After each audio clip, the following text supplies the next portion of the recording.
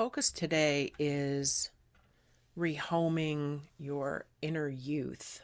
One thing I've noticed in my own work, personal work, but also working with different people, and it's over the years I've done multiple versions of what might be called soul retrieval or inner child work.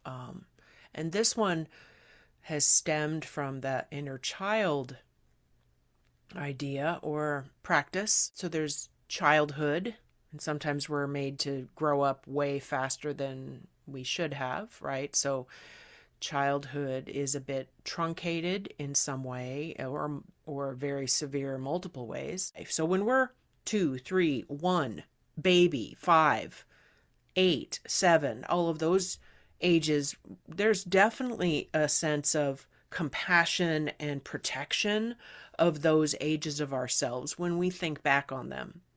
But maybe there's added layers of complexity in how we think about our younger self as a teenager, as a late teen, as a early 20s, first half of the 20s, where there's kind of a feeling, or even a guilt feeling, or a self-blame feeling, like a complex, additional complexities about that age of ourselves. Maybe embarrassment.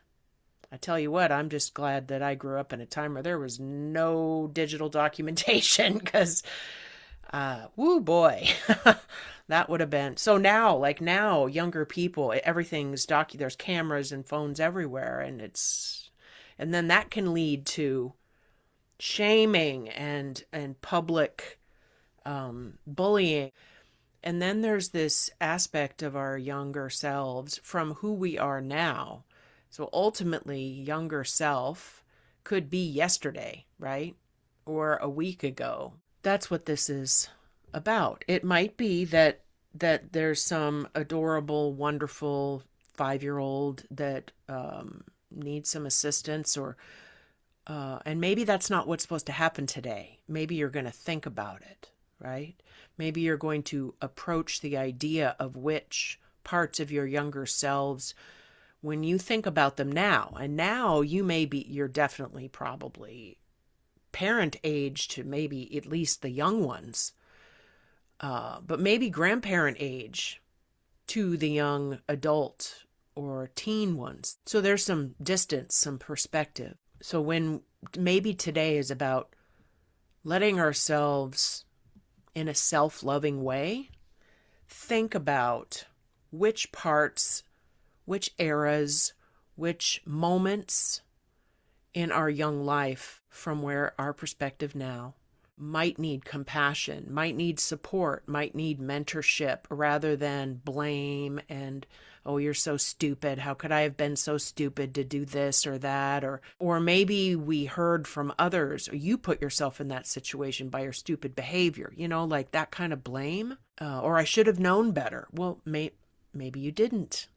And even if you did, that's the young mind, right? The youngish mind, which is, well, F it, I'm going to go for it. I'm just going to go do what I want to do. Sometimes without the thought of consequence that maybe our older self is like, how did you not know that? How did you think that was a good idea? Well, that's the progression of aging and getting more knowledge about life.